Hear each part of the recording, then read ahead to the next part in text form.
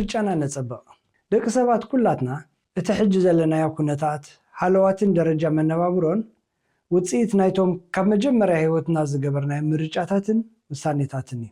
ሓቂ እዩ እቶም ብቐረባ ዘጸሉና ስድራቤትና ቤተሰብና ኣዕሩኽትናን ሓለፍትናን ኣብዚ ተራ ኣለዎም። ልዕሊ ኩሉ ግን ንሕና ውጽኢት ናይቶም ዝገበርናዮ ምርጫታትን ውሳኔታትን ኢና።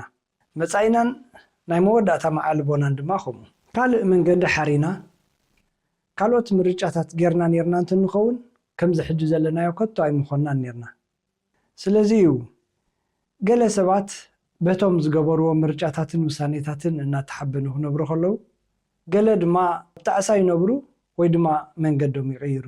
መጽሓፍ ቅዱስ ኣብ ኦሪት ዘዳግም ህይወትን ሞትን በረኸትን መርገምን ኣብ ቅድሜኻ ኣንቢረልካ ከም ዘለኹ ኣባኻ ንምስክር ሎሚ ሰማይን ምድርን ፀዊዐ ኣለኹ ባርሲ ንስኻን ዘርእኻን ብህይወት ምእንቲ ክትነብር ህይወት ሕረ ኦሪት ዘዳግም ምዕራፍ 30 ፍቕዲ 19 ኣብዚ ብንጹር ከም ንሪኦ እቲ ሰናይን ፍጹምን ፈቓድ ኣምላኽ ሰብ ኩሉ ብህይወት ንዘለዓለም ክነብር እዩ።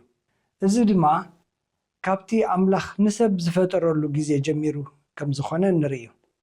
ካብታ ጽቡቕን ክፉእን ተፍልጦም ግና ካብኣ ምስ እትበልዕ መዓልትስ ሞት ክትመውት ኢኻ እሞ ካብኣ ኣይትብላዕ ኢሉ ኣዘዞ ይብል ዘፍጥረት 2:17 ካብታ ሞት እተምጽኣሉ ፍረ ከይበልዕ እሞ ከይመውት ንኣዳም ብንጹር ኣጠንቂቑ እዩ።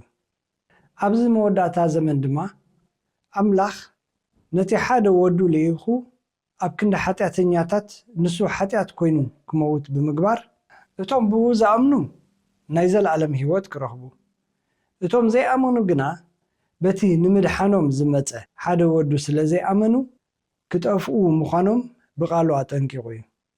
ንኹሉ ሰብ ምርጫ ሂቡ ብምእማንና ክንድሕን ወይ ድማ ብዘይ ምእማንና ክንጠፍእ። ሐዋርያ ጳውሎስ ከምዚ ኢሉ ስለዚ ንሕና ኣብ ክንዲ ክርስቶስ ልኡኻት ኢና እሞ ኣምላኽ በኣና ገይሩ ይምዕድ ኣሎ። ንሕና ብኡ ጽድቂ ኣምላኽ ምእንቲ ክንከውን ነቲ ሓጢአት ዘይፈለጠ ኣብ ክንዳና ሓጢአት ገበሮ ምስ ኣምላኽ ተዓረቑ እናበልና ኣብ ክንዲ ክርስቶስ ኮይና ንልምነኩም ኣሎና። ካልኣይ ቆሮንቶስ ምዕራፍ 5 ፍቕዲ 20-21 እሞ ኣምላኽ ብክርስቶስ ገይሩ ምስ ገዛእ ርእሱ ክዓርቀና ይደሊ ኣሎ። ምርጫና እንታይ እዩ? በረኸት ዶ መርገም? ህይወት ዶ ሞት?